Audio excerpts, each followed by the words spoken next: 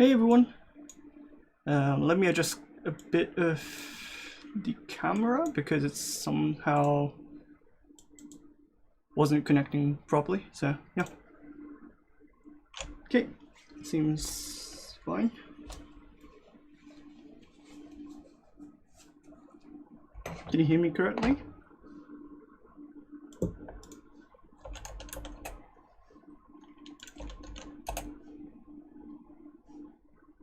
Hello.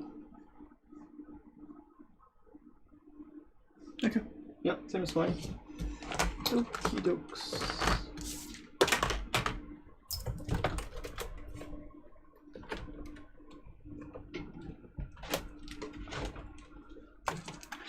Okay, so the last stream we did was making this space mesh, and I've promised that I may do some like sculpting outside of stream, but I wasn't able to get my hands on like sculpting outside of stream, so I'm gonna try to do that on stream.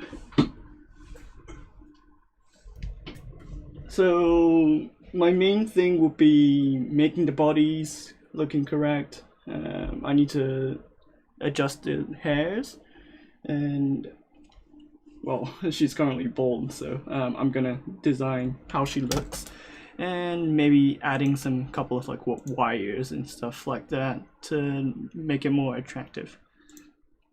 Hello, new in ZBrush, can you recommend any topology learning books? Topology learning books? Depends on what you're talking about. Like, for example, are you talking about the body topology or something like more basic hard surface stuff?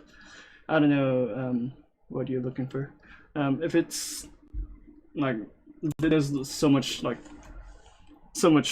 books or like websites that like talk about topology, so you can look up those.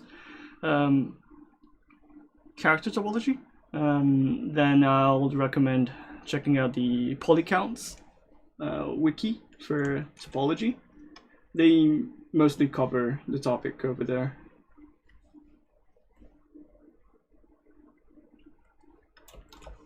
And if you know Hippie-Drome,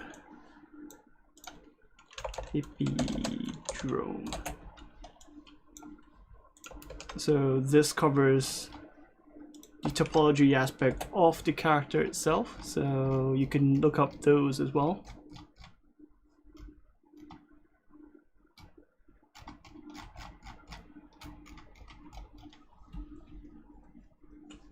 This is mainly for animation, so if it's not related to anime or like nothing related to like movements, then it's not really relevant.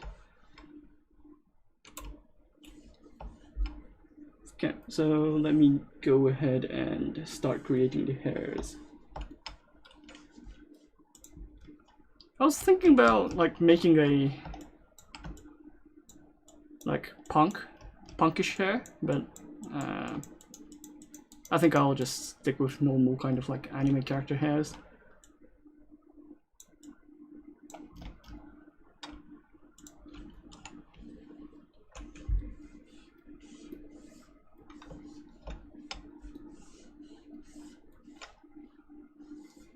So need a base for the head, and then start making them. Like I just like have a habit of like making the hairs look pretty much exactly the same, so I'm gonna try to avoid that. I don't know why. I have a habit of like just like having the same kind of like look on the hairs every single time I do a hair.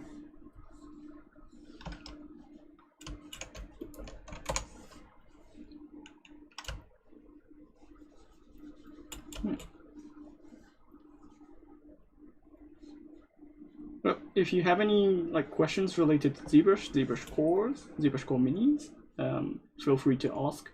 I'll try to answer them in English, but like if there's a couple of like users asking me in Japanese, then I'll answer in Japanese. Well, Japan is currently in the morning, so it's like 6 AM in Japan. but there's a couple of people in the past like asking me questions in Japanese. So if you see any Japanese comments, and I follow up with some language you don't know, it's Japanese. So keep that in mind.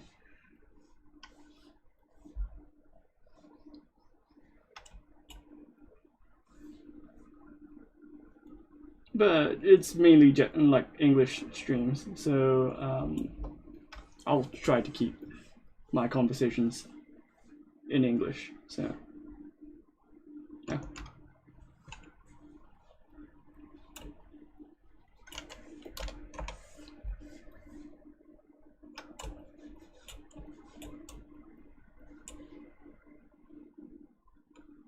Like when you're trying to make a hair, it's basically using IMM curves for me. It depends on what kind of like workflow you're used to.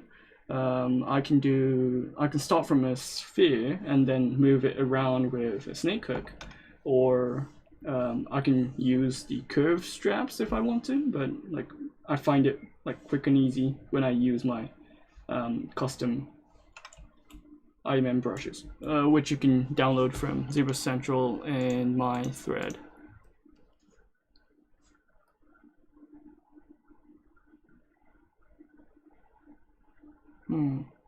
I don't know why YouTube Pixologic Japan is having some couple of like repeating comment issues. I don't know why.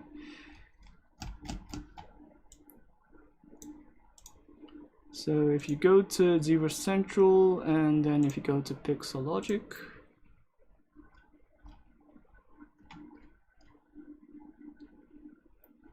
Pixo Daisuke, and if you go to galleries,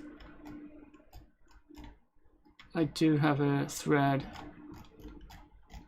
showcasing my like method of making hairs. This one.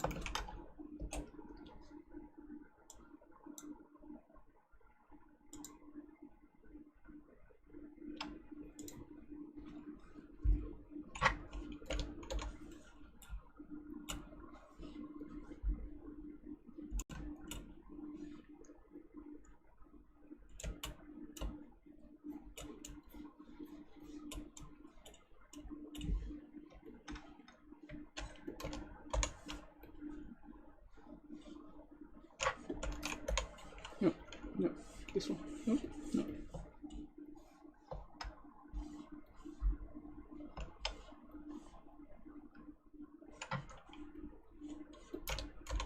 So usually you start with the corners and then try to fill the middle parts of the hairs. Like it'll be easier for you to track what kind of like shape of the hairs you want. But if you start from the center and then like putting the hairs to the end of the like corner of your head, it's gonna be squashed. So it's easy to like balance your like placement when you start from a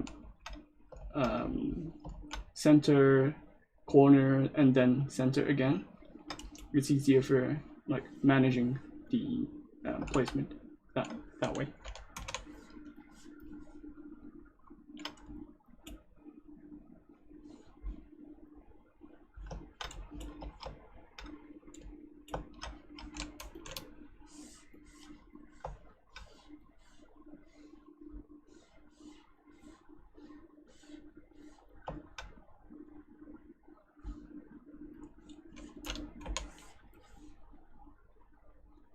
I usually just like place one hair and then adjust that strand and then go on to another one.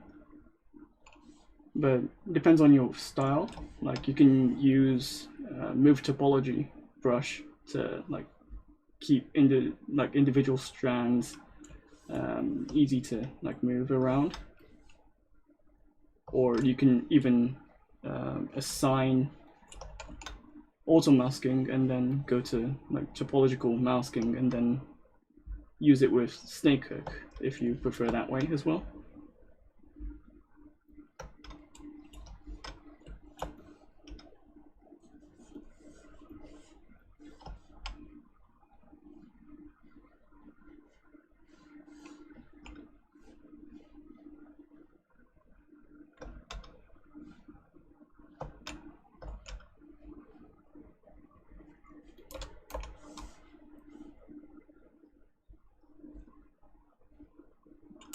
It's not that hard, like just keeping individual strands separate would be the way to go.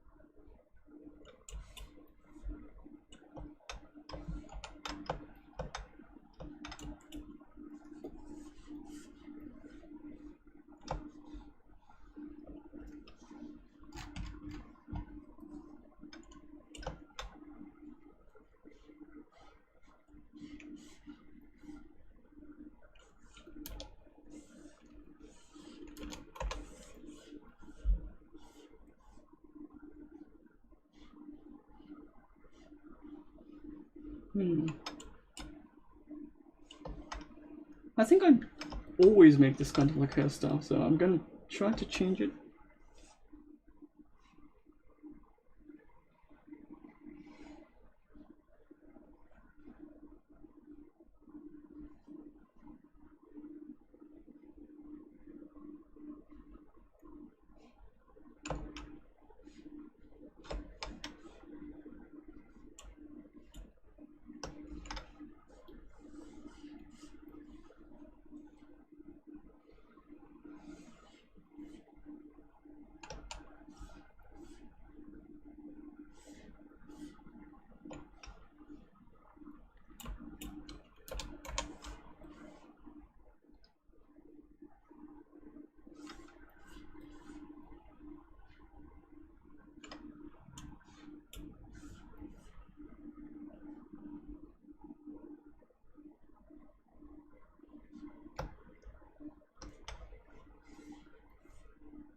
It's so comfortable, like sculpting in the morning. Like it's peace and quiet. No interruptions, and then if I start sculpting around like 9 AM, it's gonna be so like the cars are like moving around, trucks are moving around. It's so noisy. Like I really get distracted easily. Like, can you recommend a video or link that shows what I do in the preparation for posing a figure? You just mask, then that's it. Like, I think there was an ask ZBrush video talking about transpose masters.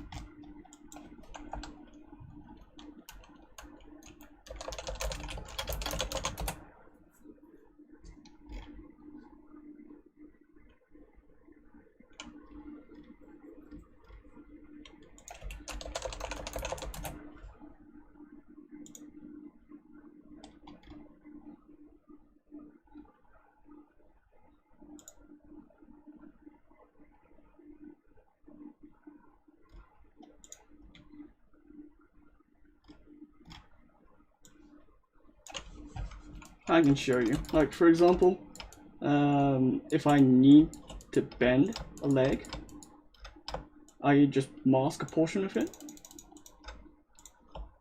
and then place the gizmo like this and rotate. That's it. Every stream I do, I get a question about posing, but it's not really hard. Like it's just this, like mask, blur, position the gizmo 3D, and rotate. If it's multiple subtools, you have the option to like use transpose masters. you go to transpose mesh, convert it to a transpose mesh. So you have the single mesh like this. Well, this is not really mirrored because it's array meshed, but you get the idea. Like, and then like get the position of the mask, flip it,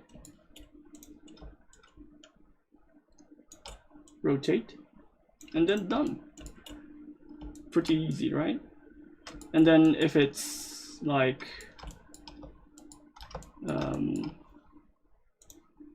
the arm like this, and you have multiple subtools around it, like you can select a polygroup, mask that portion, and then like for example you don't need the cloth to move around, but you want the other part of the model to move around, right? So you adjust the mask. Okay, let me do that again. So if I want this part of the model like this to move around, I just need to mask this portion, blur it, flip the mesh. Well, I don't need to show this mesh right now.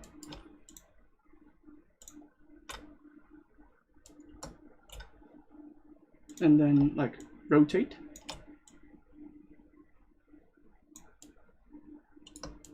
You can adjust the masking if the like rotation is not giving you the result you want, and reposition your gizmos if needed, and then try to rotate. And done. Like, it's pretty simple. And if you forgot to move your cloth, for example, for like what I did, you can like change the visibility of your model by control shifting, and then like for example you want this portion to be unmasked, so you press Control Alt and then unmask this portion, blur it with Control tapping, and then do the same thing, like rotate. Oh,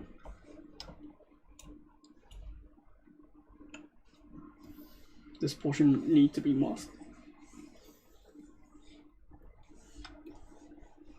I think purple is a bit hard to see as a color for like checking the masks, but yeah, you get the idea. Like masking, moving, that's it. And then after you got the pose, like for example like this, you can go to transpose master again and send back the model to the original subtool.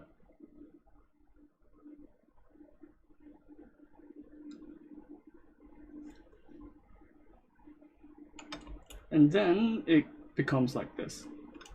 But currently I don't want the mesh to be posed right now, so I just need to like go back a couple of steps.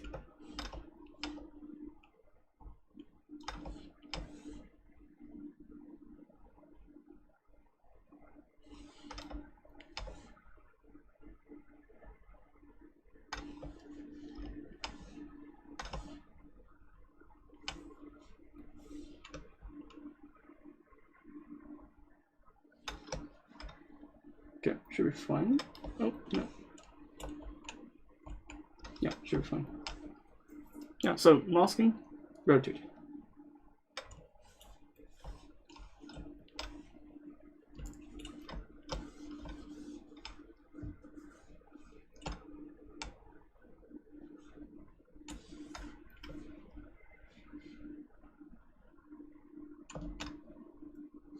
I think there was a couple of questions with other streams, like asking about the posing, but it's not really like complex. Like it's just masking and rotating. So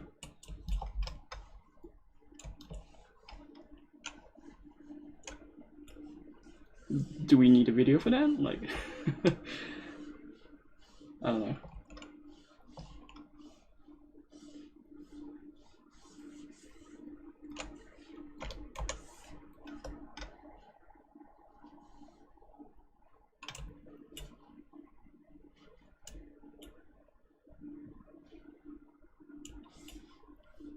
Hey.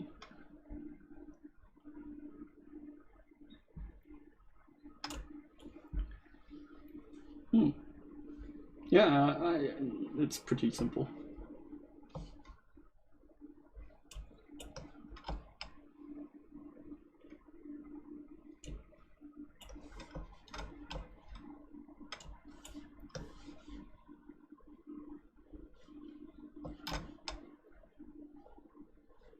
Well, there's a couple of like tips you would want to learn. Like, for example, if you have a mesh like this, and then like if you want to mask the area of the arm, like this part, and the till the end, you just need to switch to move, control, and press control, and then drag on the mesh, so you get something like this. And it will mask the entire, like, the rest of the arm. And then you can like adjust the masking as well. So for example, you can use lasso to mask like this and then tweak it, or you can like even add more masking like this.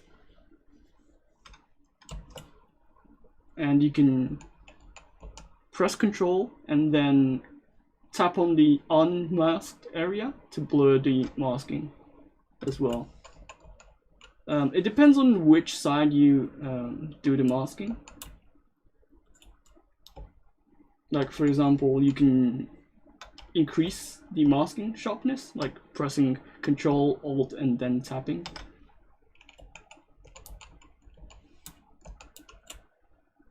So, yeah.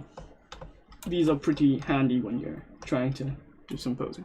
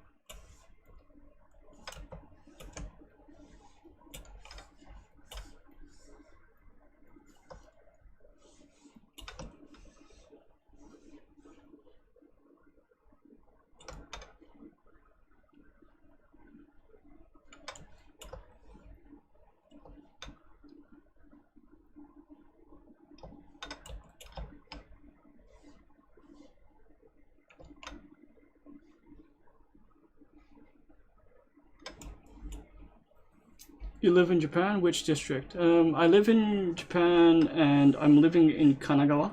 Kanagawa is pretty close to Tokyo. Well, 1 hour and a half.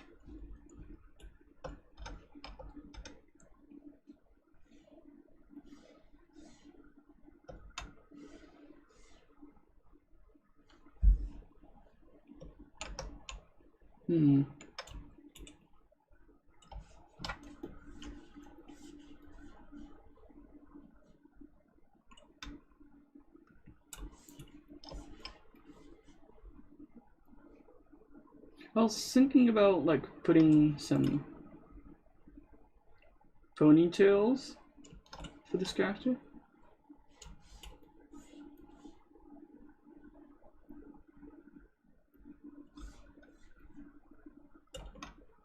I want her to like wear a cap or something like that.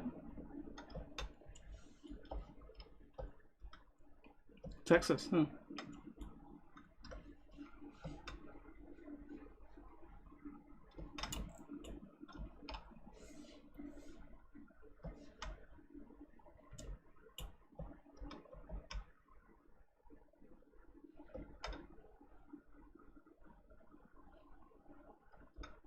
Depends, I guess, but I think there's I see a couple of like foreigners coming into Japan. They only speak English. I think it's now easier than the past, but yeah.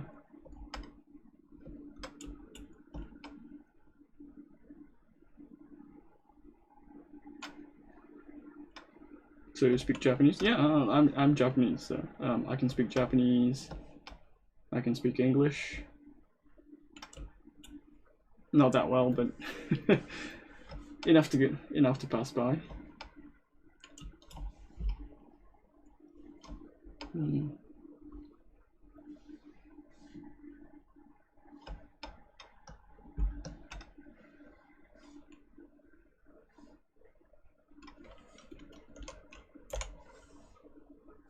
It just says pizza time, so.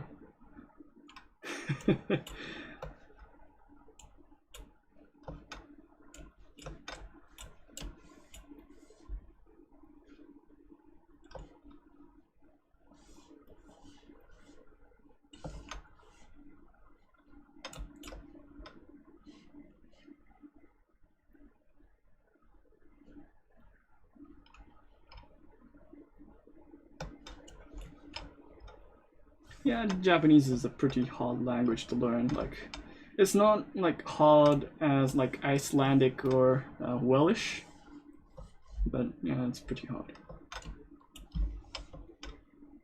I've heard a couple of like stories related to language, and my friend from Slovenia was talking about like they have an education system where they still learn their like mother tongue around university. So yeah, it's pretty complex, but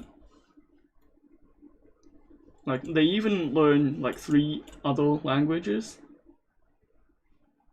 like at least speaking English, and then they learn French, and then they need to learn their mother language. So like my friend mentioned that it's pretty hard to learn, but I don't know about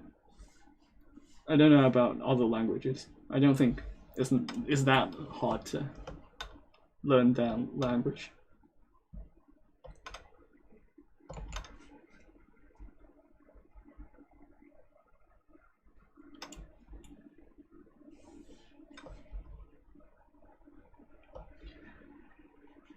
I'm bad at teaching languages. Like I can't really teach English. I can't teach Japanese. Like I'm really bad at grammars. Like I don't understand the concept of grammars, to be honest.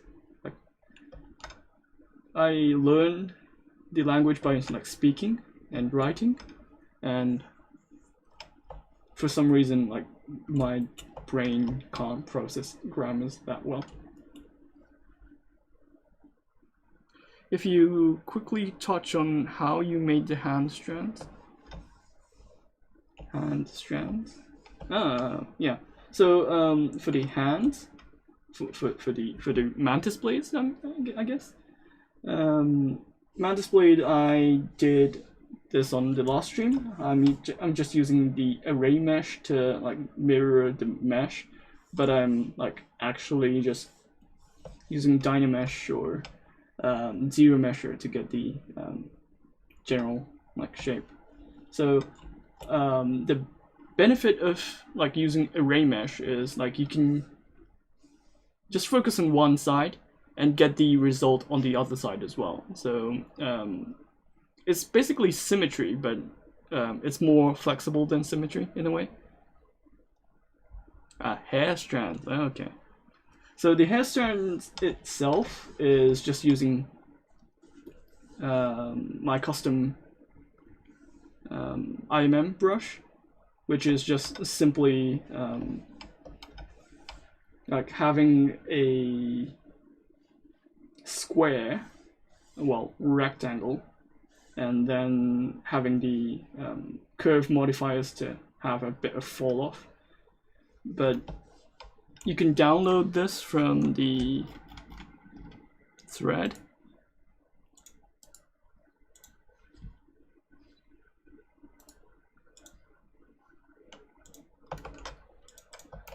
here, and if you go to the bottom of the post, there's a Dropbox link. You can download the materials and the brush I'm using most of the time.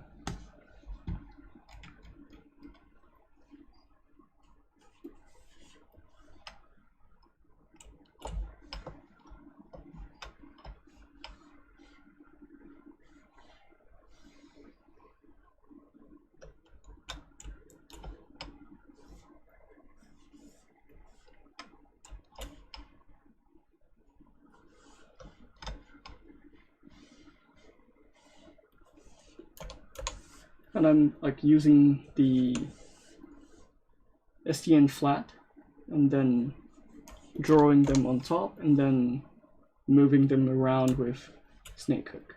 So that's pretty much it. Like, it's pretty simple.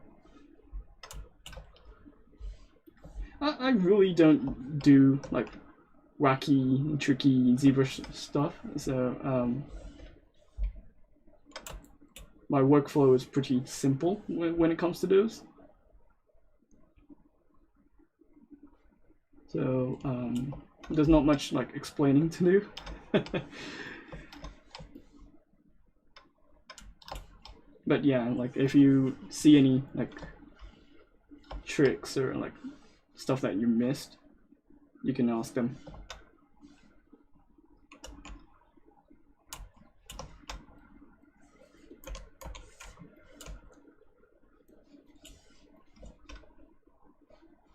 The reason why I don't use the default straps to make the hairs is pretty simple. Like my custom IMM have a couple of like edges added to it.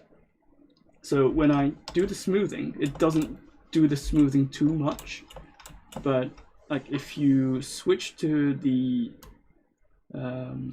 curve strap snap, it does like snap to the surface and it does look decent. But like if you actually try to do some smoothing like this, because it's a single edge, it does the smoothing a bit too much. You can always like adjust the smoothing like strength by like adjusting the Z intensity like this, but like it's pretty like it's simpler, or like it's simple to just have a couple of like edges added to the mesh and then being able to like smooth it on command, and then you can have the edges pretty much retained and you can like tweak it as you go by. So that's my preferred method, but like making this like brush is pretty simple. You just need a cube. Well, you need a cube. You need a cube, and then I think this will do. You just need to squish it. Oh, you may not need. Let me reduce the vertical lines. You just need three polygroups. So you just need this. You just need to squish it, and then mask the portion of it, and done. It's this simple. Like, and then you create insert mesh.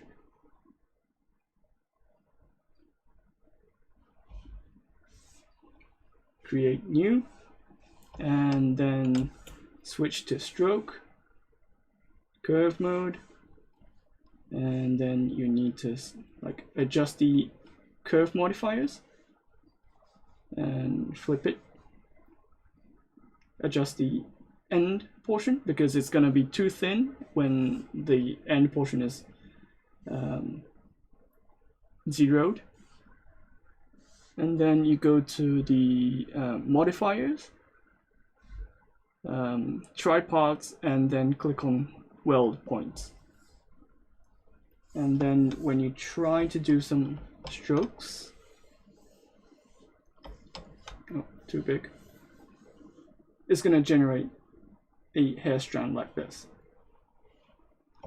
And then if you confirm, and then you try to do some smoothing, it's not going to do too much smoothing. So I find this pretty handy when making hairs. So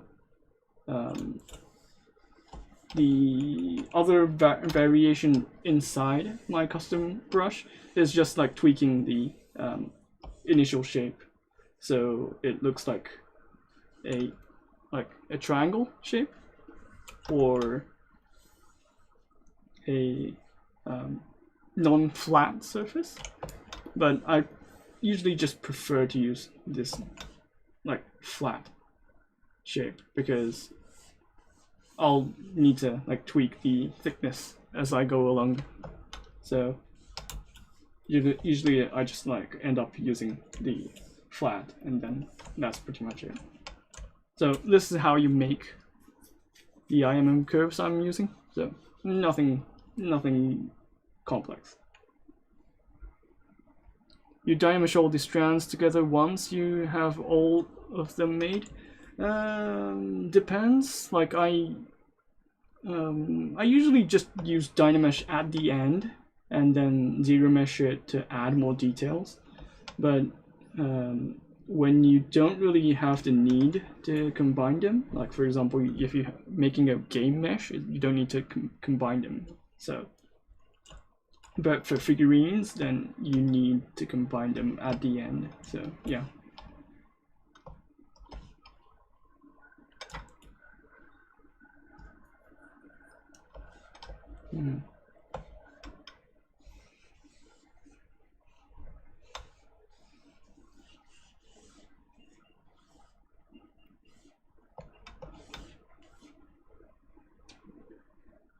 I get a couple of questions related to the snapping as well.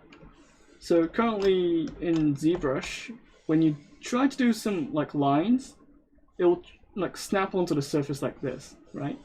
And then this is the setting.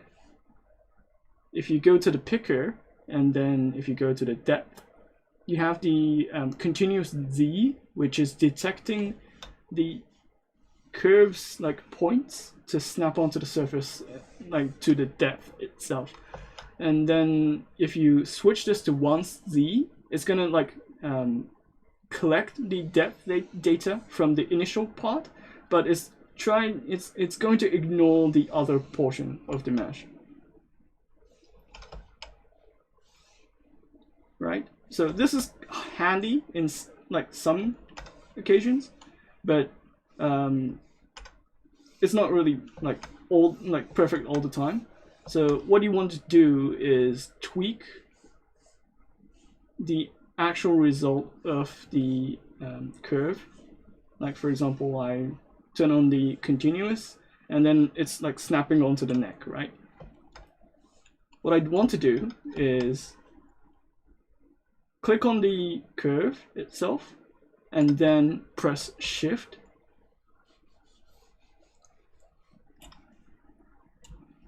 And then it will try to like smooth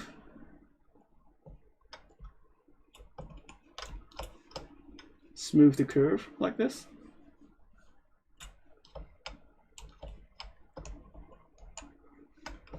So this will be handy when you're like mesh or the IMM curve is like going haywire, and then if you want to adjust it, you just need to, well, I just usually just move the curve to a bit more like smoother location and then adjust it as well. This will be handy as well.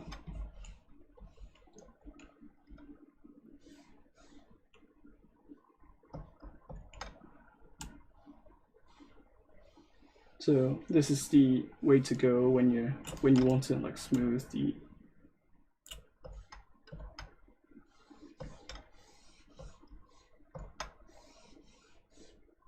result of the mesh. But like you can always like pull the curve as well. So if you have a mesh like this and it's like kind of wobbly, you can pull it up, and then it's gonna like remove those kind of like jittering happening on the curve.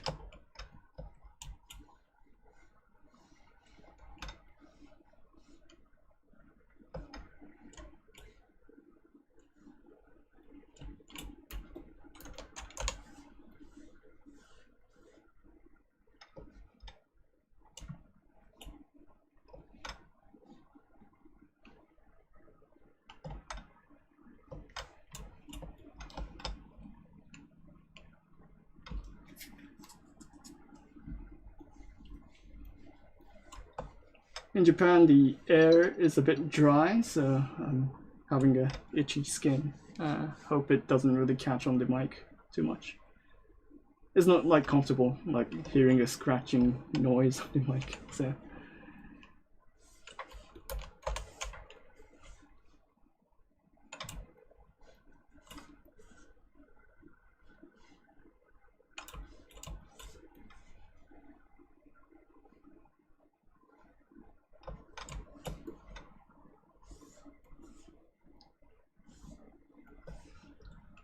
And another tip related to IMMs would be, since you're using a tripod IMM, each strand of hair will be like generated into like 3 parts of the mesh. Like for example, you have the end part, the middle part, and then the tip, right? So when you're like adjusting the strands, and you hide the portion of the mesh, sometimes it's like well, you have 3 parts of the mesh, so it's obviously gonna leave out the end parts of the IMMs, right? So what you want to do when you have a couple of like strands and then you want to adjust those individually, you go to polygroups, auto groups, and then done. So all the shells, so the individual strands will be combined into one. And then if you want to tweak the hair strands, you can just use the polygroups to hide and show as you go along. So for example, because I use the auto groups, I can select this red portion, and you don't have the tips hiding.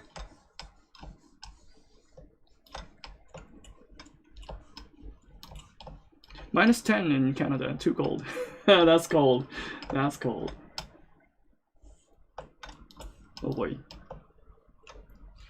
How can I ask, how do you pull the hair strands? Is it part of the brush about the IMM curves, or is it a question related to the like how I just like move the mesh around like this?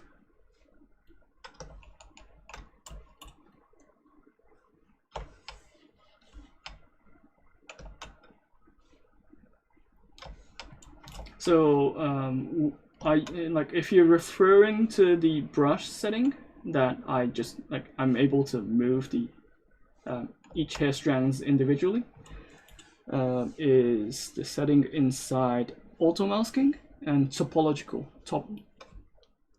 How do you pronounce this name? How do you pronounce this word? Like topological. So if you go to Snakehook, the default will be this topological is off. So if you go to Snakehook, if you enable this, you're able to manipulate the one single like geometry or one single shell each time.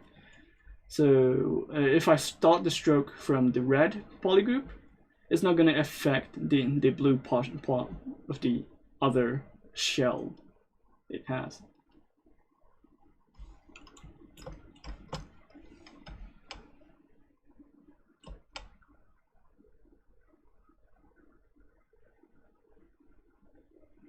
The whole one strand, the one like it, is a snake crawling. Oh, okay. So you're talking about the insert mesh. So if I do some insert mesh curve, like you have the curve active, right? You just need to like drag it along like this. You just need to put the cursor on to the curve and then drag it. That's it.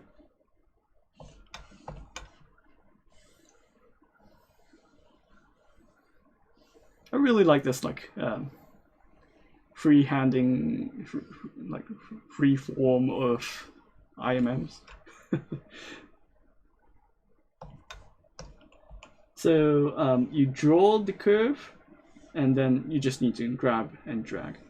That's it. So nothing complex.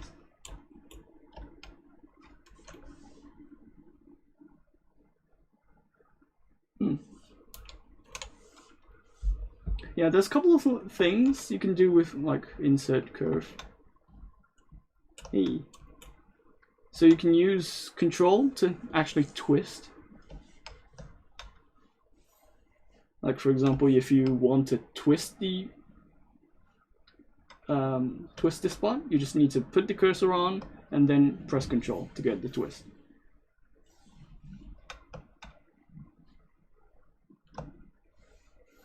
Something like this, right? And then if you press the space key and then adjust the draw size when your mouse cursor is on the curve, you have this kind of like bluish cyan color like cursor, right? Like you can see the difference. Like you can, like if you go off the curve, you have the red color of the cursor, but if you go on the curve, you have the blue cyan kind of like color, right? And you can adjust like cyan's size by pressing space, and this is individual from the red. This red will control the IMM's size itself, but this blue is just adjusting the edit size. So what would this like blue thing does is that when you increase this and then click on the portion, and then if you press control, it's gonna like twist the bigger portion of the mesh. If you go smaller, it's just gonna like twist this portion. But if you go bigger, it's gonna affect the other part of the radius as well. You can go even bigger if you want as well.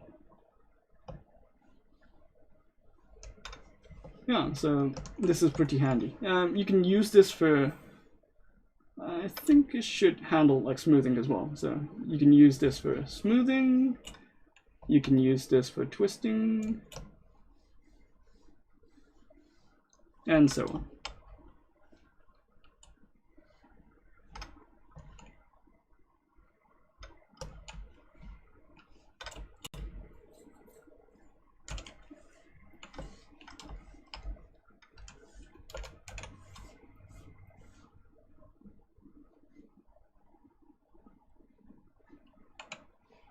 And I had a question from the past, but like when I'm tweaking the one side of the mesh, I'm just using backface masking. So when you use snake hook, or if you use move brush, the normal way to move will be this kind of like movement, right? It's moving the entire portion you see on the brush area, but like this would be hard to adjust the thickness or the width of the hairs. So what you want to do is enable backface masking. So you can find the backface masking inside the brush auto masking, and then you just need to press backface masking. And then if you enable this, you can adjust the thickness or the one side of the mesh. And then also if you enable the topological setting, you can do it on each strands, so it doesn't affect other strands, and then you can just adjust the thickness. Another thing will be you can do the inverse setting as well. So if you move the slider on the auto masking intensity and move it back to -100, you can move back, but only in the backwards direction. So it's the reverse effect of like adding thickness. So it's the opposite. Like you can only remove the thickness. So this will be handy when you want to like adjust the only one side of the mesh, or the only one side of the portion, but not the entire like thing.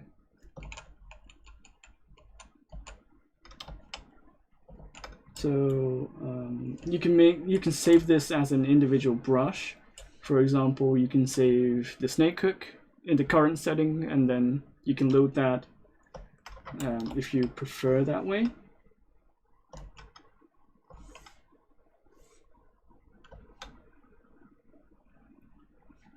I just prefer to like have the buttons like floating around in the corners, so I can just like freely switch them around without having this like need to switch the entire brush. For me, like that works for me. So the topological feature works with any brush? Yeah, it should, but like a couple of brushes may have for example, I was using damp standard, but it didn't really what do you say? It didn't work really effectively. It works well with move brushes, because like you can move the strands, or you can use smooth topological brush, so it doesn't affect the other portion of the mesh. But like for example, if you are using damp standard and then like if you're sculpting on it, like there's not much like meaning of like having the topological on. You just need to like hide the portion and then sculpt on it. So some brushes may make more sense than other brushes, so it's not like it's not a bug, but like it's just like some brushes are preferred to have the topological brush on, topological setting on, but some doesn't make sense, right? So it can work with like any brush, or but like some doesn't like make sense, right?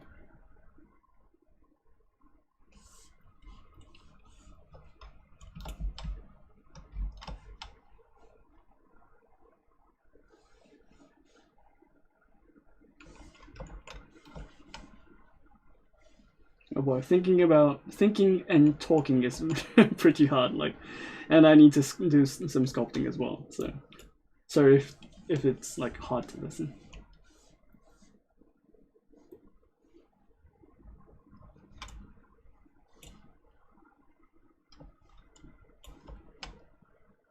Can you also rotate topological like in 3ds Max? I don't know what you're talking about for 3ds Max, but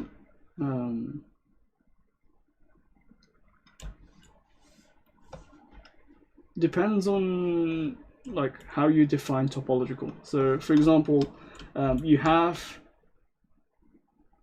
like for example, if you have a head like this,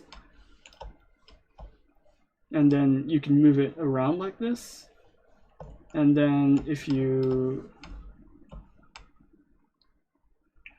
for example, if you only want this like area to rotate, you can always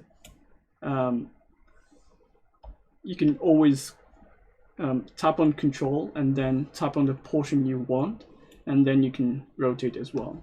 So I don't think it makes sense on the face. Let me see. So for example, if you have multiple spheres, this has subdivisions. So if you have multiple spheres like this, and then if you just want to move a portion of it, you go to polygroup and then assign individual polygroups. And then if you go to move, control, then like you can do this, right? And then if you want to move individually, of course you can like move around individually like this. So you usually want to like add the masking when like rotating individual portions. It's just wonder maybe in ZBrush have topology, topo move brush maybe.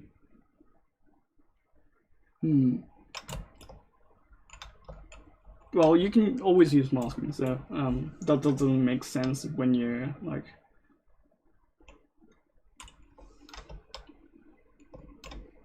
you can do the same thing, but you're pretty much asking for another same thing, but a slightly different kind of like variation to it. So it's going to take up the development time, and it doesn't make sense.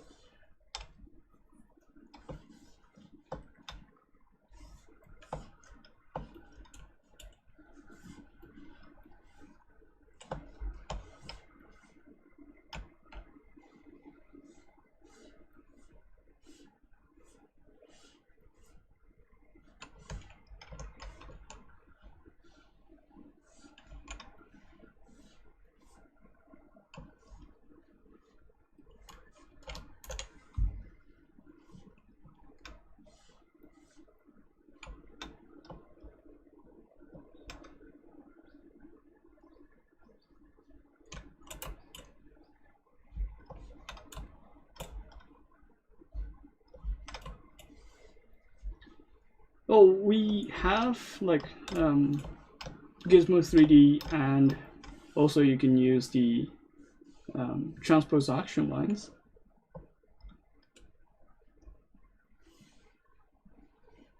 Something like this. We had this for ages, so nothing new, but it's basically a rotation tool. You can use it for like a part of the mesh, or you can combine it with masks.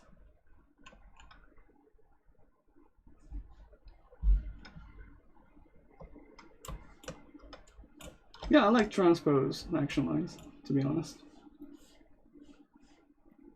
But I'm like really getting used to the Gizmo 3D more than the action lines, so I use more Gizmo 3D than the transpose action lines. I used to use a lot before when the Gizmo 3D was introduced.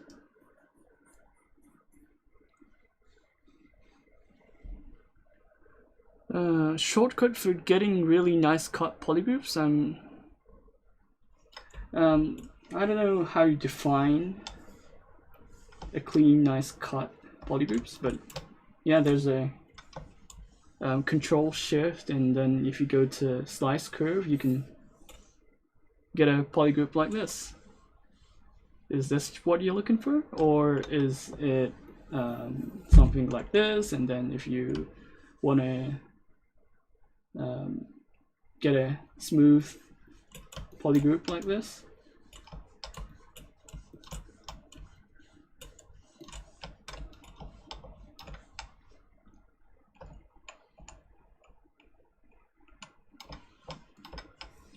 this might not be a good example, but for example, if you want the round edge on the border of the polygroups, you can use the smooth, and then you go to smooth brush modifiers, and then switch the weighted smooth mode to 6, and then you get the effect like this. So the normal way the smooth brush will handle things will be like this. But if you enable the weighted smooth mode 6, it's gonna go like this.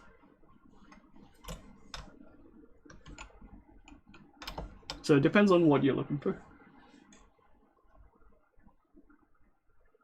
I thought just like Control W, there was a shortcut to make a cleaner edge to it will like, however, I think the cut will. Yeah, there's another feature called slice mesh as well.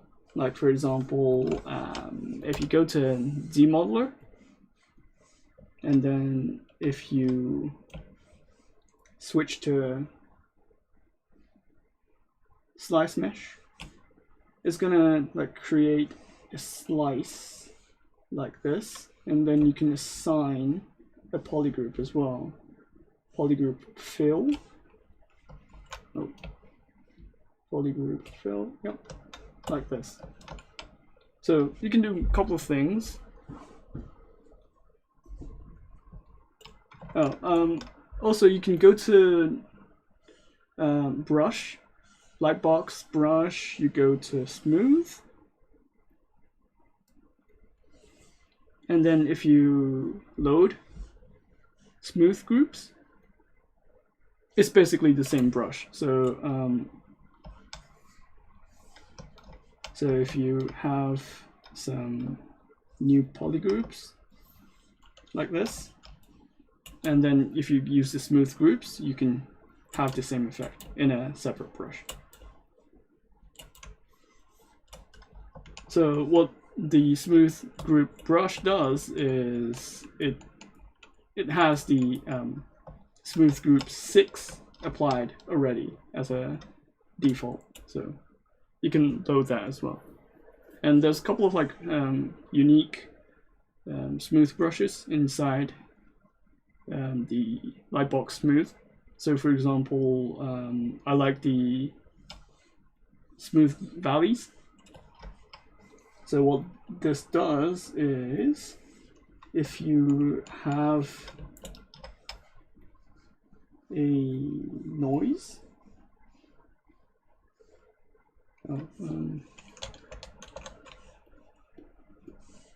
like if you have something that is bumpy like this, and then if you don't want to like smooth out the peak of the mesh, you can use the smooth valleys to like just smooth out the valley part of the geometry, if you understand what I mean. Like it's like ignoring the peak, and it's like smoothing out the valleys. And you can do the opposite as well. So if you go to the smooth peaks, you can smooth out the peaks, just the peaks. This is pretty handy for like fixing scan datas, or like scanning, like fixing messy geometry.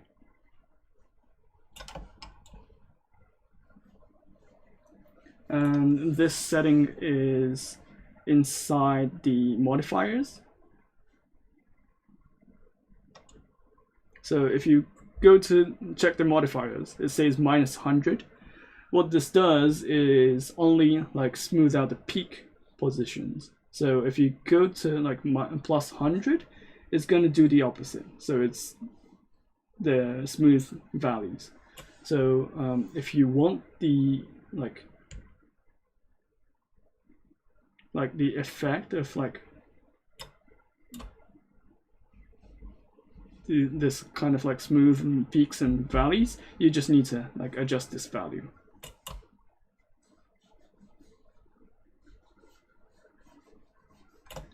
So if you understand what the individual setting is, what it's doing, you can just like have one single smooth brush, and then you just need to tweak the settings and then you can like switch back and forth on the fly.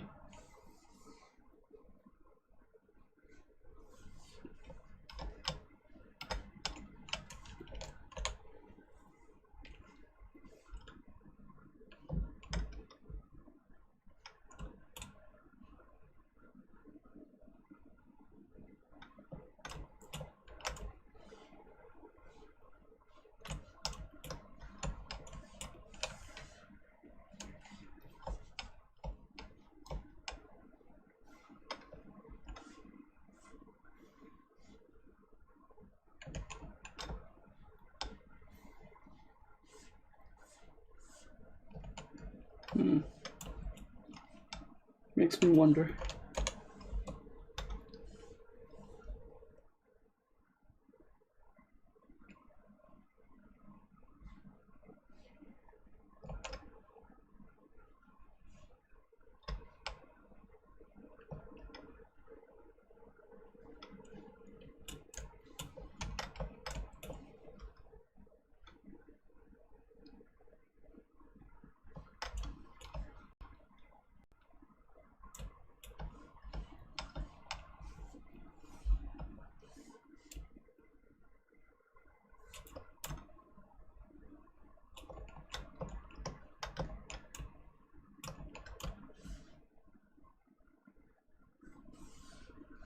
Oh, I was setting the smooth brush to the peak, so I was wondering why is the smooth group setting is getting ignored, and that was the reason why.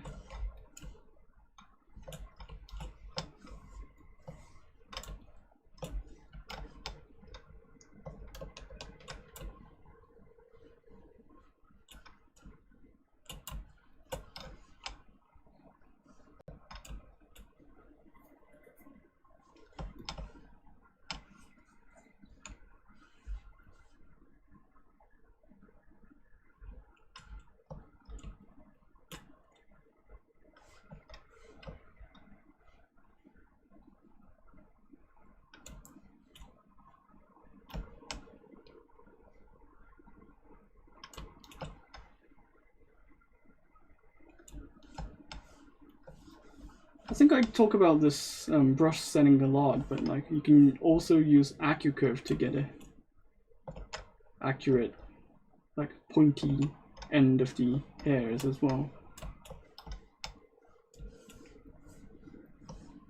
You can find the AccuCurve inside brush, curve, and then here's the AccuCurve.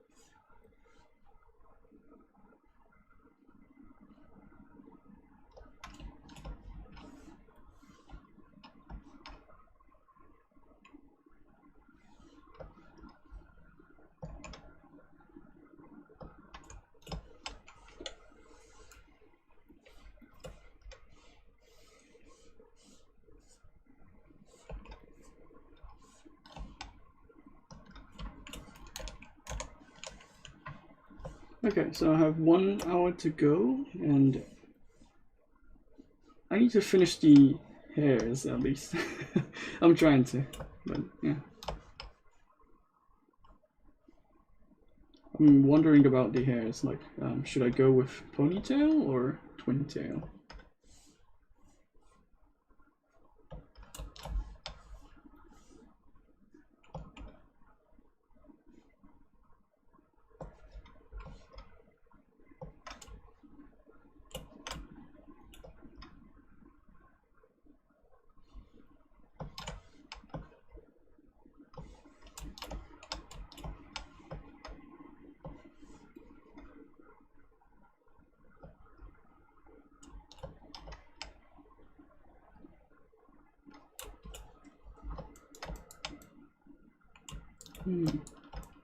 And I haven't decided on the hair colors, like green would be nice. I think I haven't made a green hair color character in the past. Yeah. I made pink, I made black hairs, I made yellow or like blonde. Brown. Yeah, I haven't made green, so let's go with green.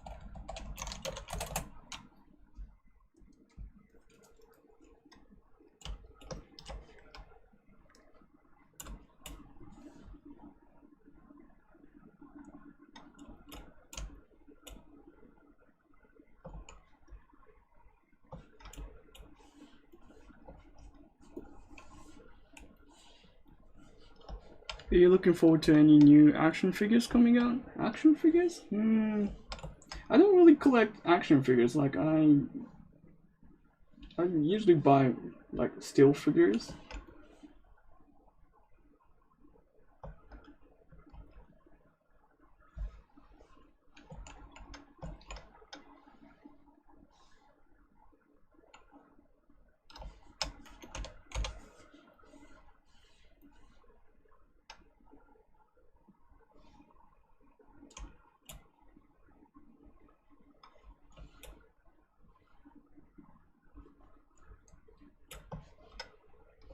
Oh, I was like, talking about figures. Like, I was watching YouTube the other day, and there was a figurine review channel. I think he was from the US, buying a couple of like Japanese figurines, and like he was really like into like collecting figurines, and like his channel was like pretty fun to watch. Like, I don't really have the like I don't know, like I'm not really too excited when I'm actually buying figurines for some reason. I like collecting them though, but like I'm not that kind of like enthusiastic.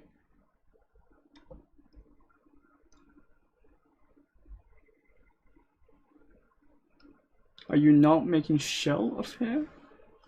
What shell?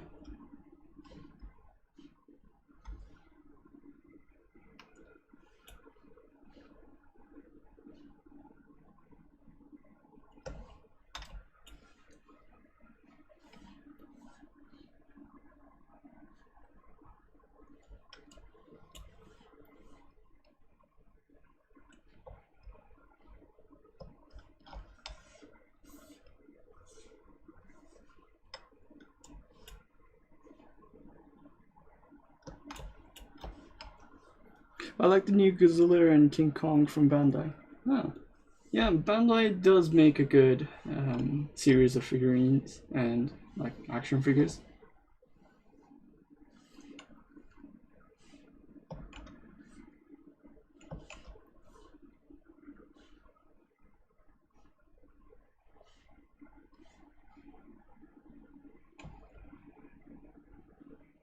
Ah, masking heads.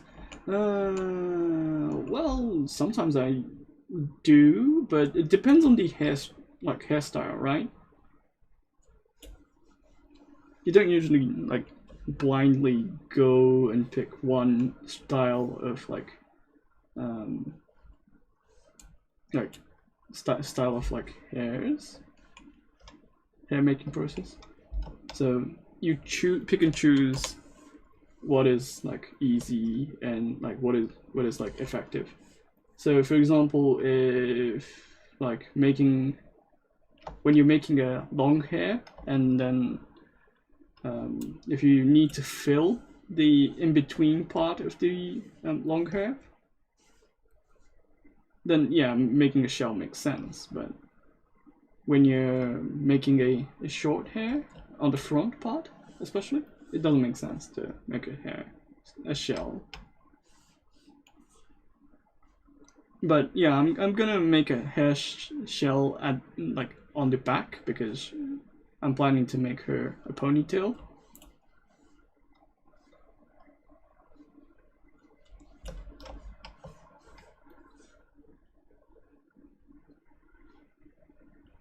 Do Americans call it ponytail or a pigtail? I don't know.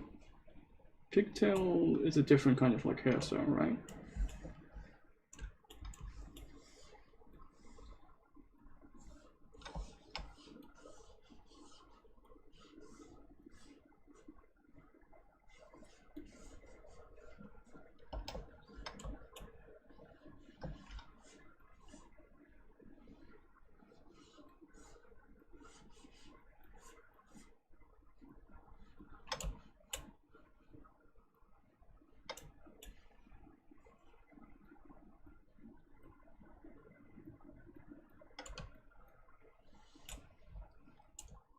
Ponytail is more common. Yeah, okay. Ah, okay.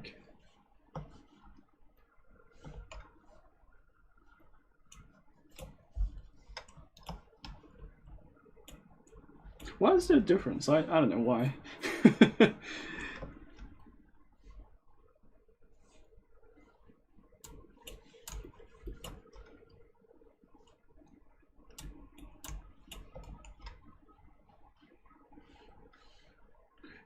When it comes to the I think it's the pigtail. If you have both sides of the hairs, Japanese call those twin tails.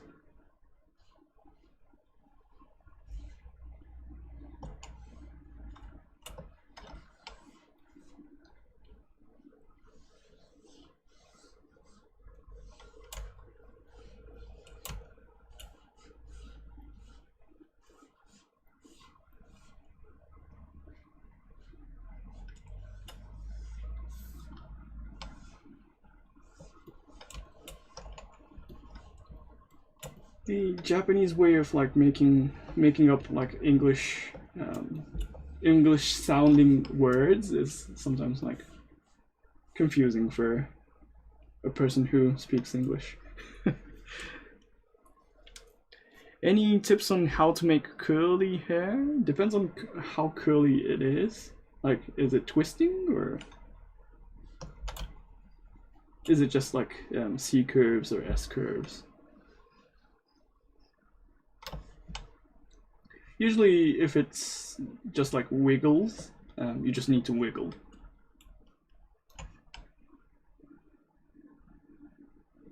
How did you sculpt the consistent thickness for the draping cloths?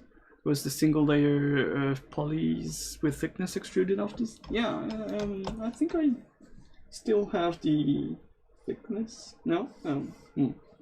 I just use dynamic subdivisions thickness to get the consistent thickness, because I use the simulation dynamic cloth to get the dynamics cloth to get the shape I want, and then just added thickness afterwards. You can watch my past stream. I actually explain how I do things.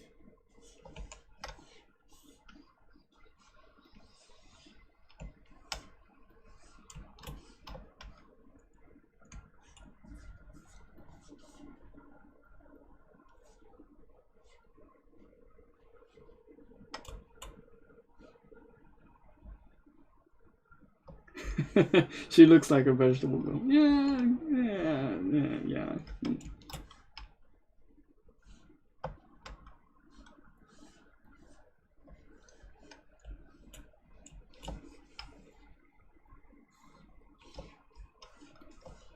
Okay, in my mind, now she loves grilled cheese.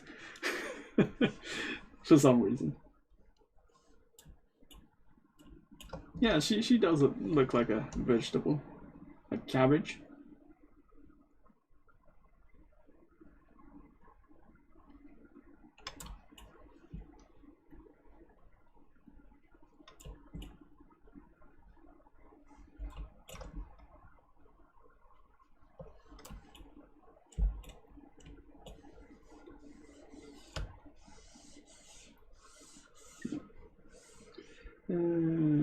Quick proof. Just need transparency. Transparent. Slice. Boom. Done.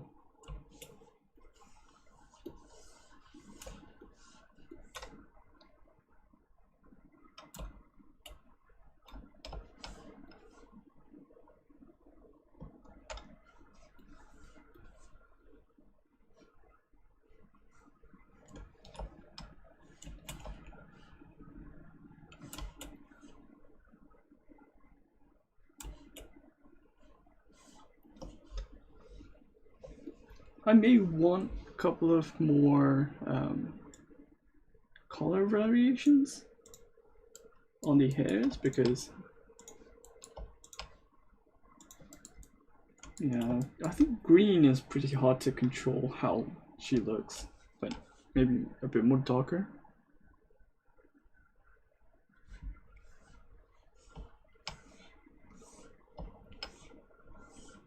Yeah, makes sense, I guess.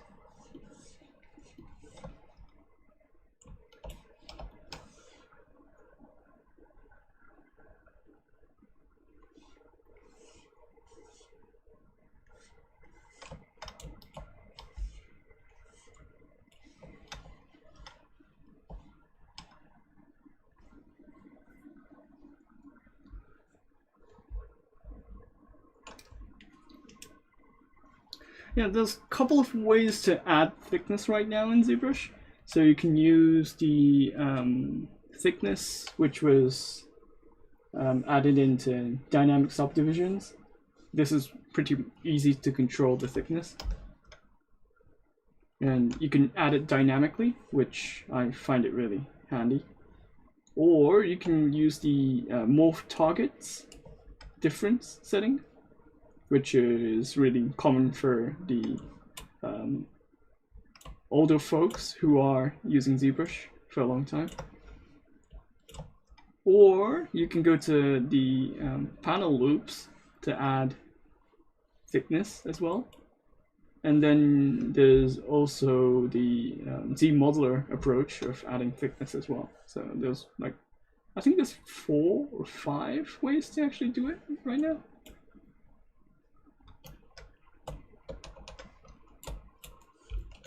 By the way, does ZBrush support middle click? No, because ZBrush is designed around using pen tablets. So pen tablet doesn't really have middle click, right? So that's the reason why it doesn't really support it.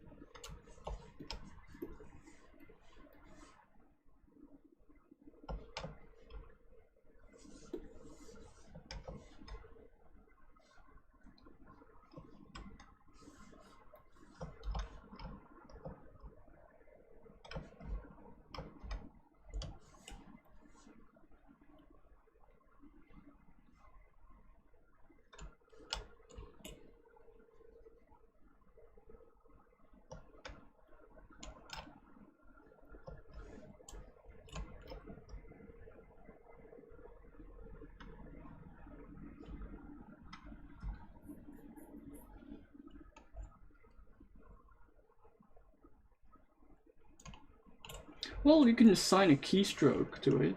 For example, you can assign S keys like this, and then you can change the draw size.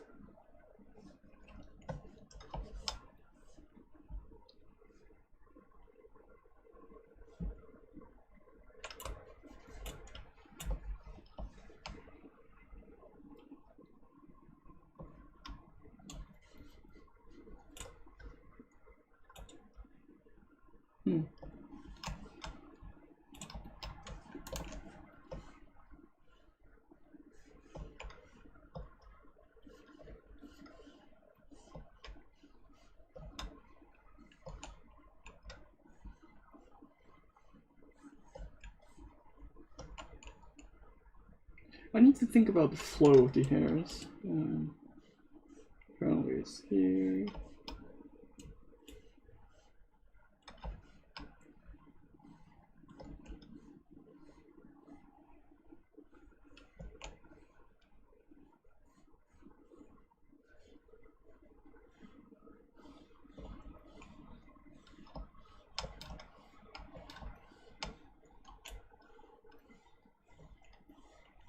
Currently, I'm just thinking about this loosely, because like I'll need to like adjust them later on again. So just making them loosely designed so I can adjust them later on.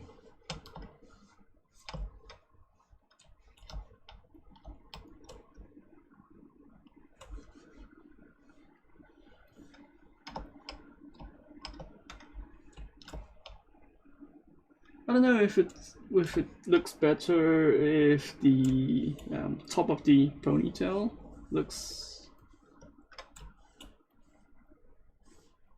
a bit more exaggerated from the front.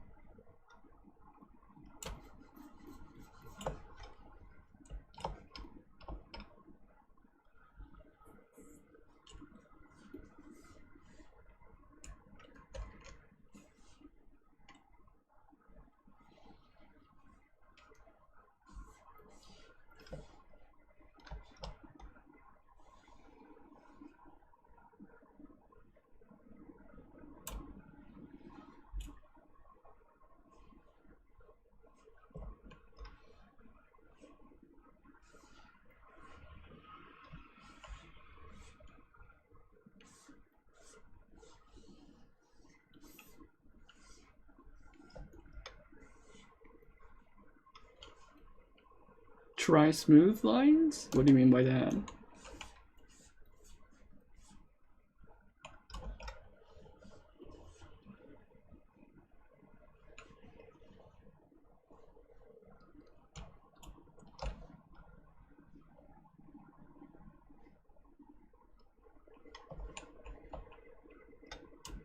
I don't think I like this curve.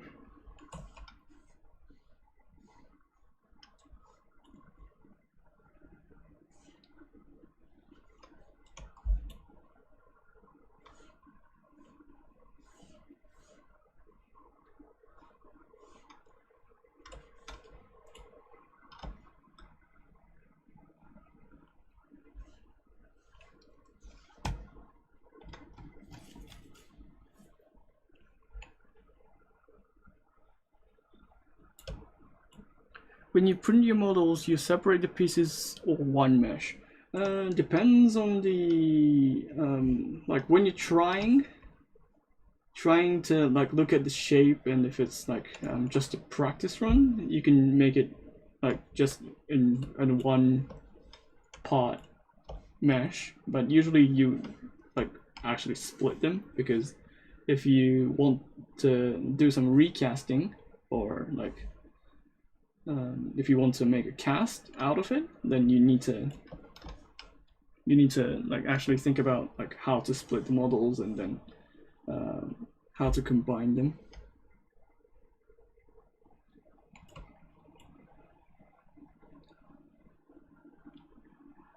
like learning how to separate them, and I don't know how to begin. So there's a great video for you.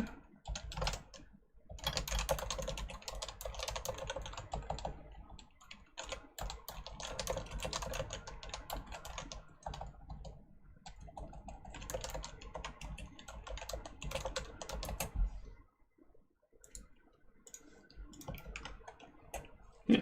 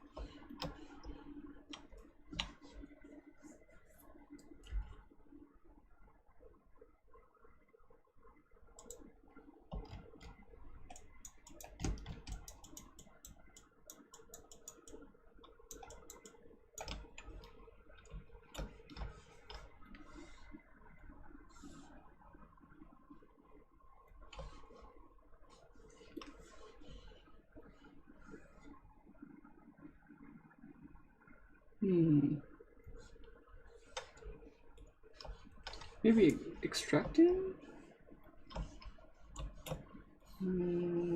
Yeah, I think I'll extract the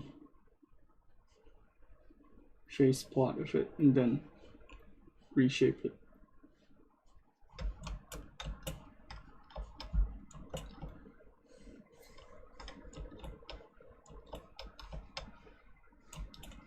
That looks fine. Extract. Thickness 0. Accept. I just need this plot.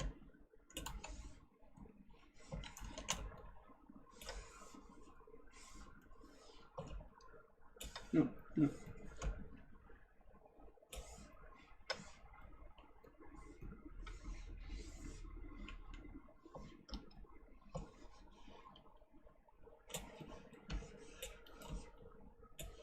We just need this plot, delete, and inflate.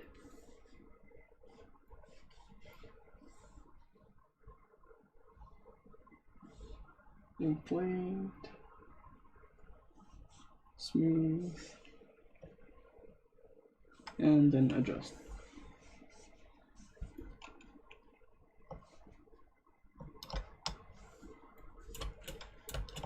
Oh, it's double-sided. I don't need double-sided, so I just need to polygroup, delete, and then to your mesh.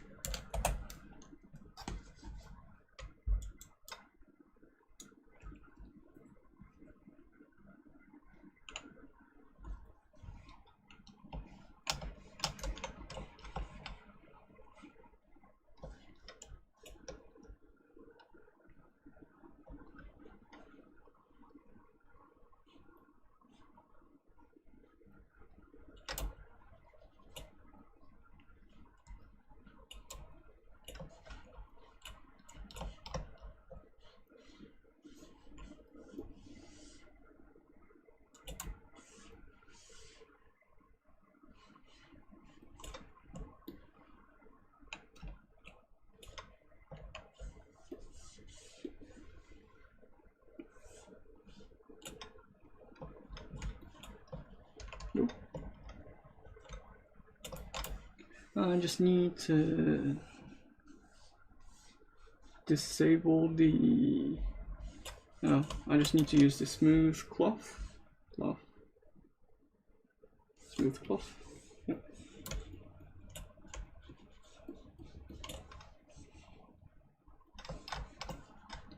And then zero mesh.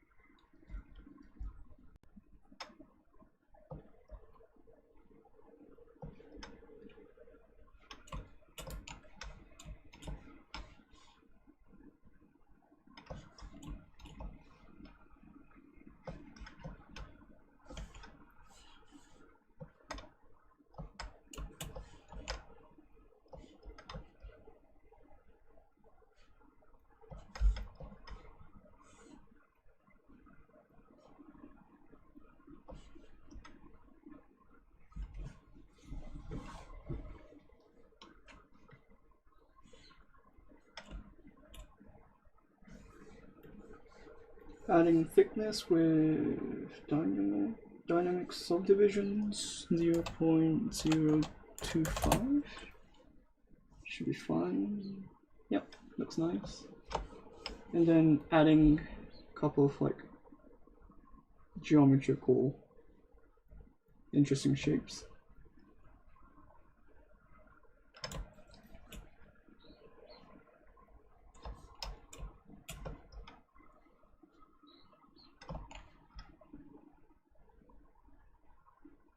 I'm gonna adjust the topology later on, so it's just a building block for designing and checking if it looks interesting or not.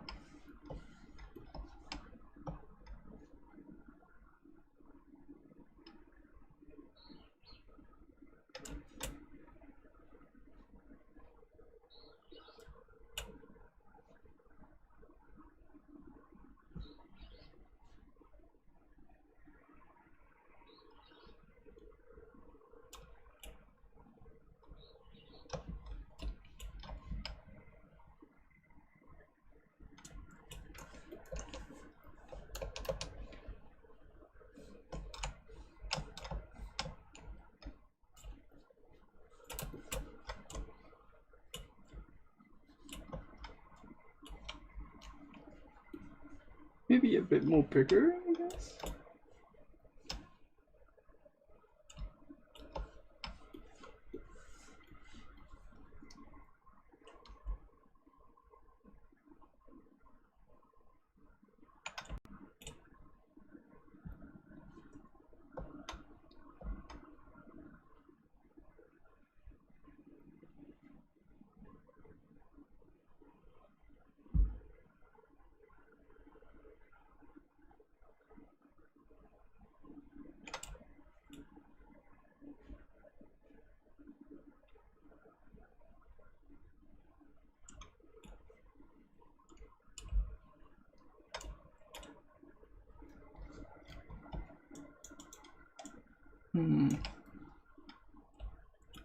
I think I can split the middle part and then see how it goes.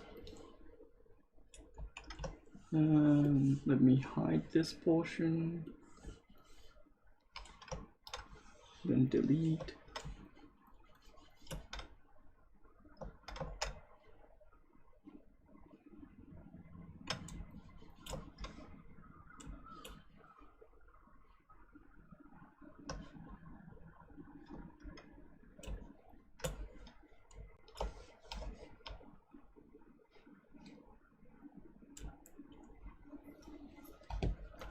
Maybe interesting to add a couple of like squares.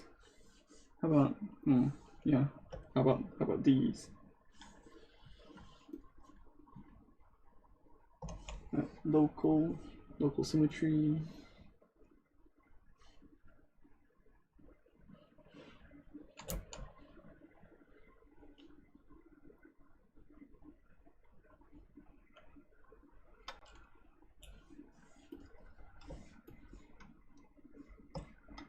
Maybe adjusting the colors to a bit more green.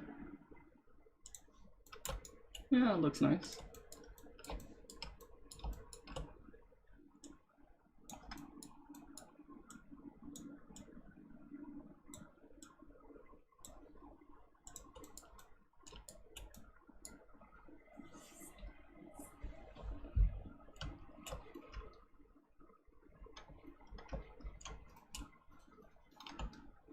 Well, hard to say.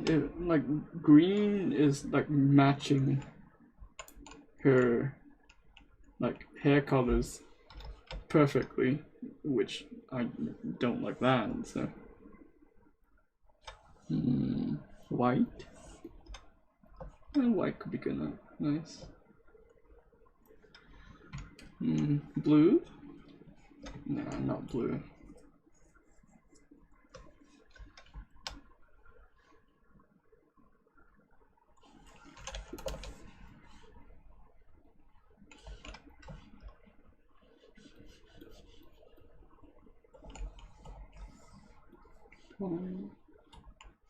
Oh, wait. I need this separated first. Separate, split hidden. And then without thickness. This with thickness. Apply.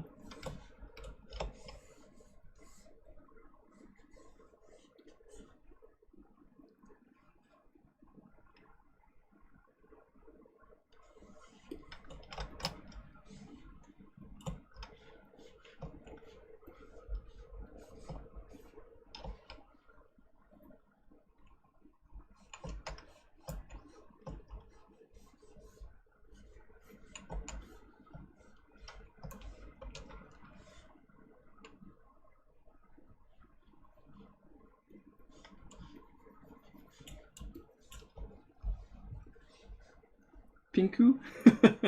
You like pink? I think I did the pink one last time, so pink and black, yeah, and that was the same color scheme I did for last. No, that was pink and red because it was a Santa costume.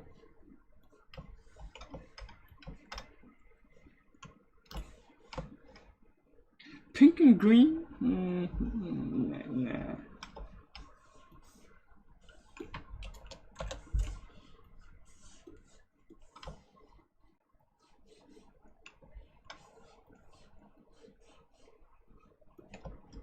Let me see if I can like get a decent design out of it.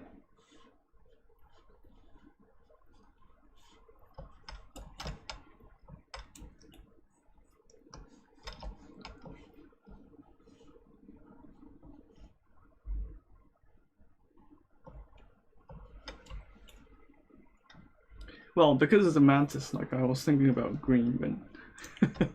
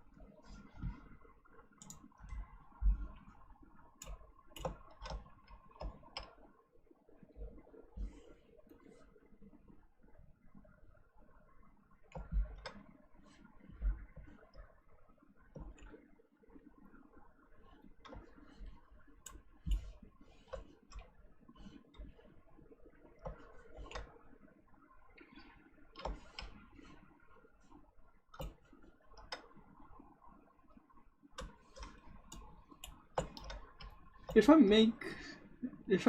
make something a more like armor kind of like looking design, it's gonna be a different kind of like concept. So I'm thinking about like how to not go to mecha musume kind of like design, but like staying on the cyber kind of like punk design theme. Because I'm making a mecha musume in the different, well, Japanese side of stream, so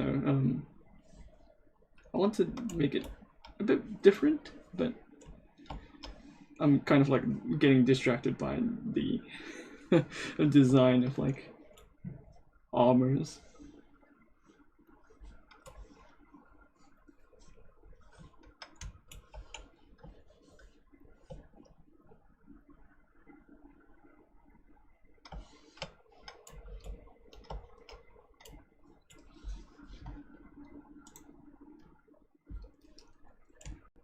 I'm thinking about like putting an angle like this or straight. Hard to say.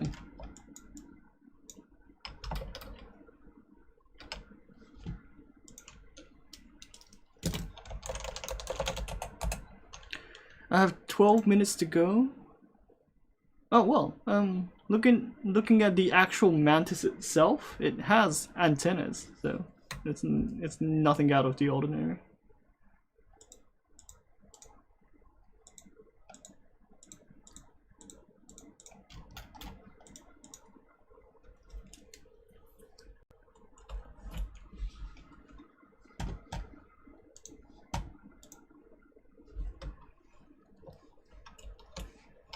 Then the blades should be green as well.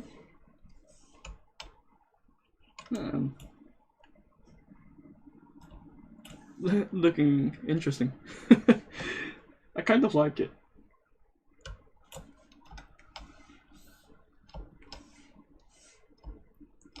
It feels like some alien kind of like thing is coming out from the body. So, yeah, it looks attractive, I guess. Eye-catchy. Yeah, I need to make the metal part should be like metal framed, but the blade could be green as well.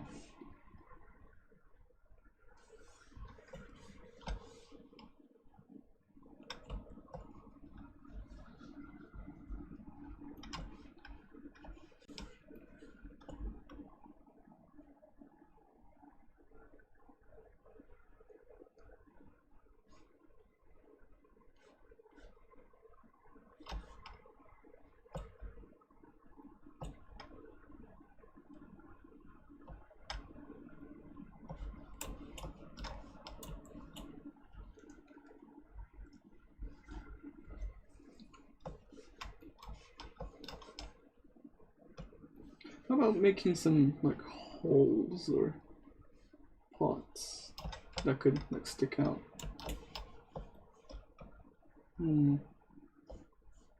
Yeah, I think I may use thick skin for those kind of like details.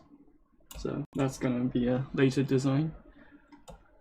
For now, I think, yeah, it should be fine for today. Like, I got the hairs base pretty much done, so that's a progress.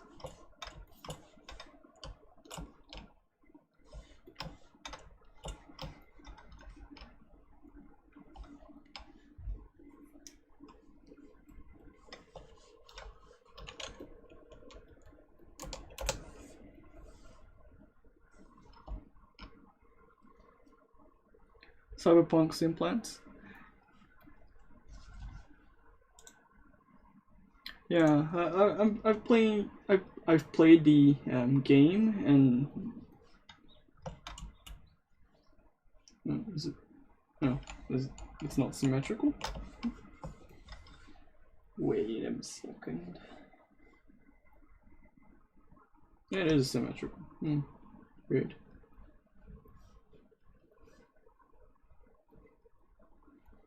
I've played the game and like so far, I haven't finished the game. Like, I need to finish that game. Like, it's so fun.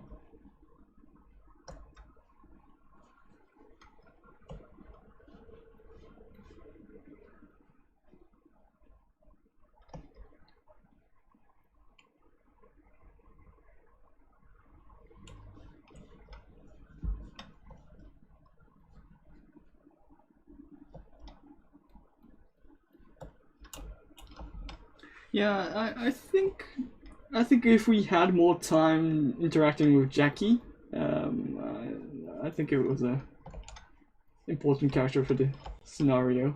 Like Jackie was like pretty. He left the game pretty early, so I was like,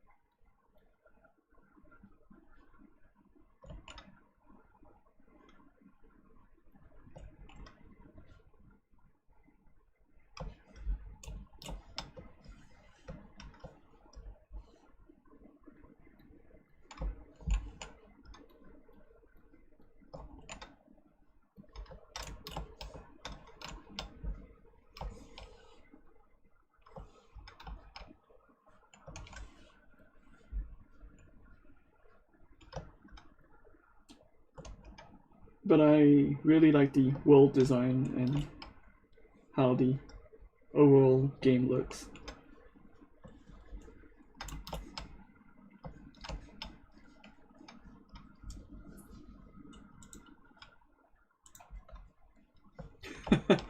Yeah, Table Talk is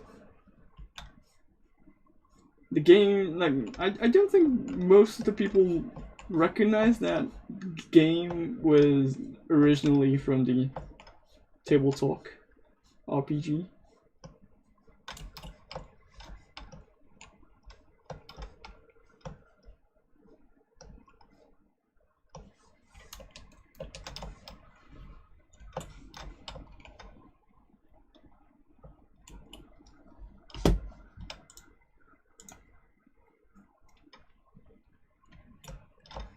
Yeah. When you switch to like photograph mode, like you can take a lot of like cool designs, cool like photographs from the game.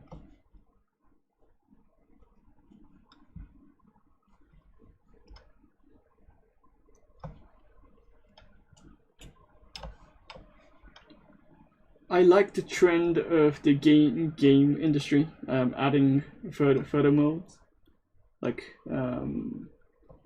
Devil May Cry 5 was really a blast to play with photograph mode. Also, Horizon Zero Dawn.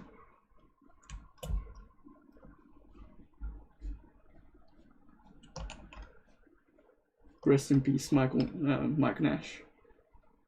I really loved his design and like mech. Sad. But yeah, like the photo mode is really a cool trend in the gaming industry. Like, it's very cool. Like, you can take photos, you can share it online.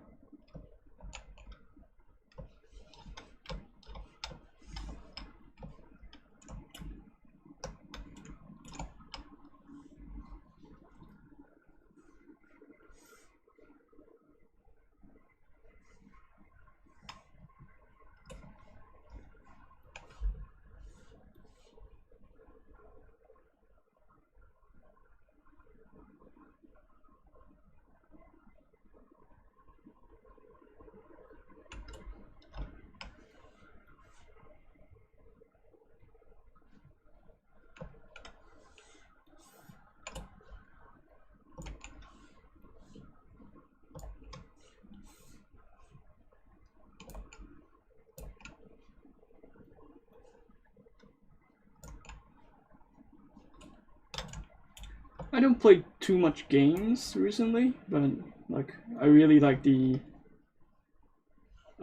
trend of the photo mode, and like I like the trend of like casual playing. Like for example, you can dive into like a lot of like hours, but you always have the option to like play them casually. Like for example, I'm playing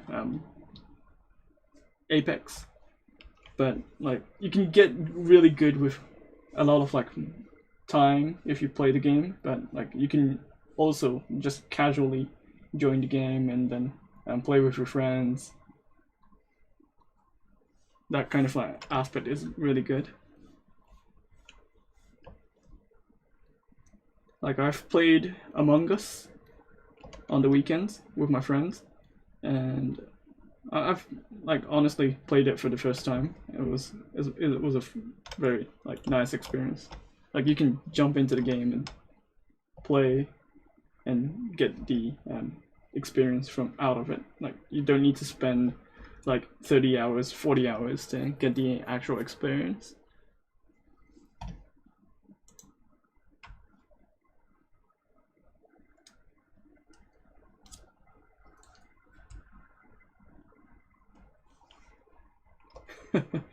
Yeah, I see a couple of people playing Honkai Impact or Genshin. Honkai or the Genshin Impact is pretty popular, but I recall it was a Chinese developer who really loves Japanese anime stuff. I think it's pretty much interesting. I see a couple of like Chinese companies who are making games which is really getting heavily impacted by the Japanese anime industry, making some good money out of it. Pretty interesting to see those kind of like developments recently.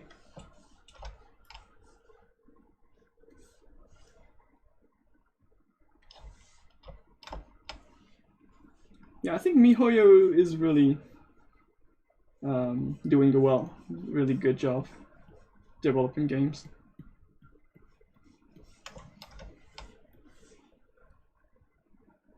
Well, this is my personal opinion, not related to Pixologic.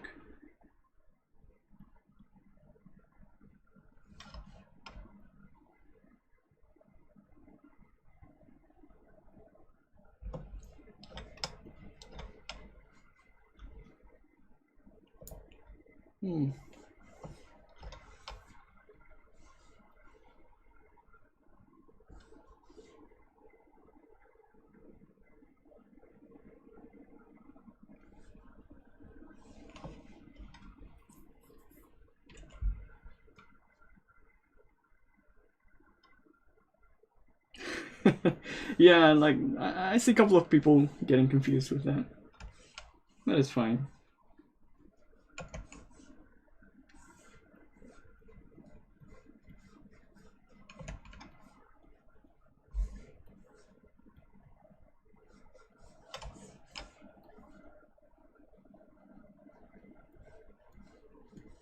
I see a couple of like Anitubers like getting into that game as well.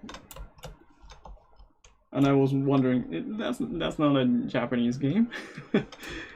But yeah, that's fine.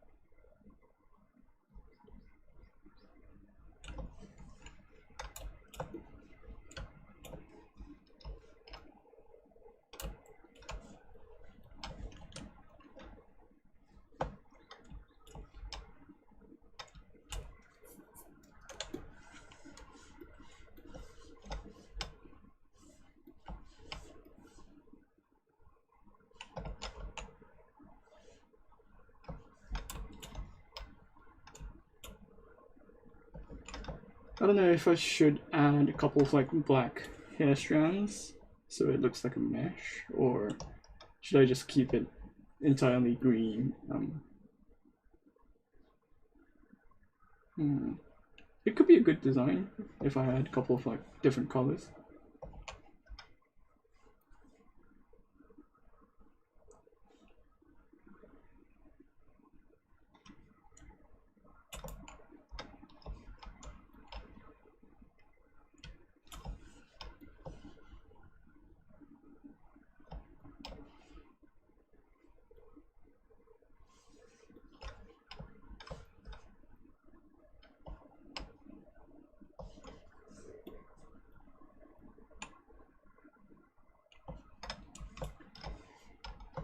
Okay, so I'm gonna end my stream here.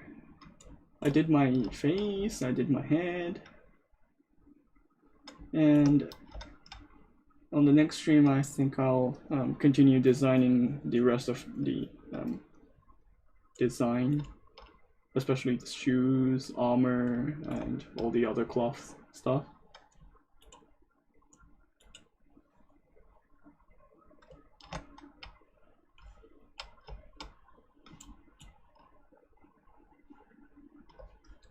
And like the t-shirt itself is not, well, what do you call those t-shirts? No.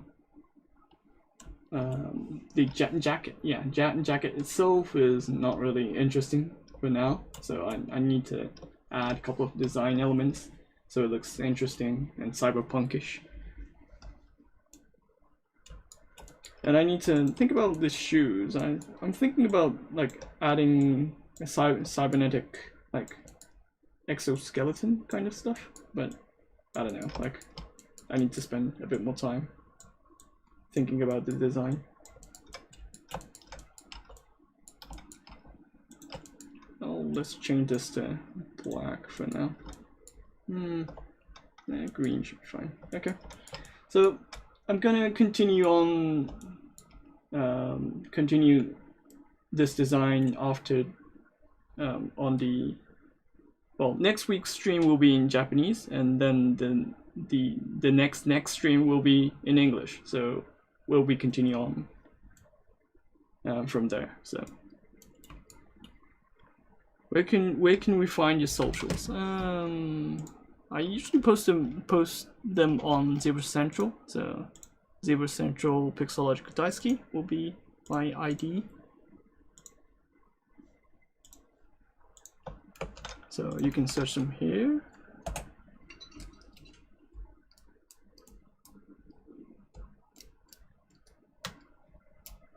Yep. So see you guys next week.